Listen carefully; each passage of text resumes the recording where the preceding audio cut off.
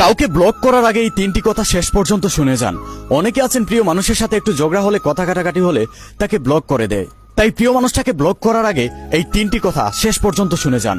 Number 1, দেখুন প্রত্যেকটা সম্পর্কের মধ্যে ঝগড়া হবে, অভিমান হবে, রাগারাগি হবে, কিন্তু বিচ্ছেদ হবে না।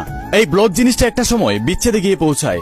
আপনি আপনার প্রিয় মানুষটাকে ব্লক করেছেন, তার অনেক কষ্ট হচ্ছে, কষ্টে তার নিঃশ্বাস বন্ধ হয়ে যাচ্ছে, মৃত্যুর যন্ত্রণা সে সহ্য করছে আপনার সামান্য একটা ক্লিকের কারণে। কিন্তু আপনি আপনার রাগ, অভিমান, ঝগড়ার কারণে সেটা বুঝতে পারছেন না। দেখুন, আপনি যদি আপনার প্রিয় মানুষটাকে ভালোই বেসে থাকেন, তাহলে আপনি কখনো চাইবেন না আপনার প্রিয় মানুষটা আপনার কারণে কষ্ট পাক, আপনার কারণে সে মৃত্যুর যন্ত্রণা সহ্য করুক। আপনি সবসময় চাইবেন আপনার ব্যবহার, আপনার কারণে সে যেন ভালো থাকতে পারে।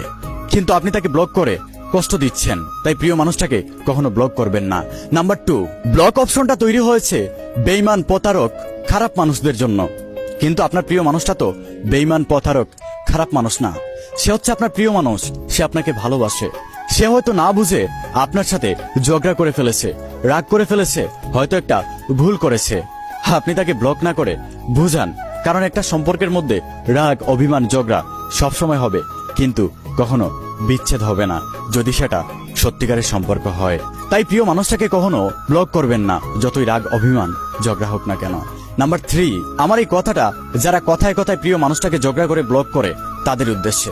দেখুন, আপনি হয়তো ঝগড়া করে আপনার প্রিয় মানুষটাকে ব্লক করে শান্তিতে বসে আছেন, কিন্তু আপনার এই ব্লক করাতে সে হয়তো কষ্ট পেয়ে একটা ভুল ডিসিশন নিতে পারে, নিজের শরীরের ক্ষতি করতে পারে। এবং সেটা হচ্ছে অনেক সময় আমরা দেখি একজনের প্রিয় মানুষ তাকে ব্লক করে ফেলেছে, সে স্টোরি দিচ্ছে নিজের ক্ষতি করে। আপনি একটাবার চিন্তা করেন, একটা মানুষ কতটা ভালোবাসলে আপনাকে নিজের ক্ষতি করে।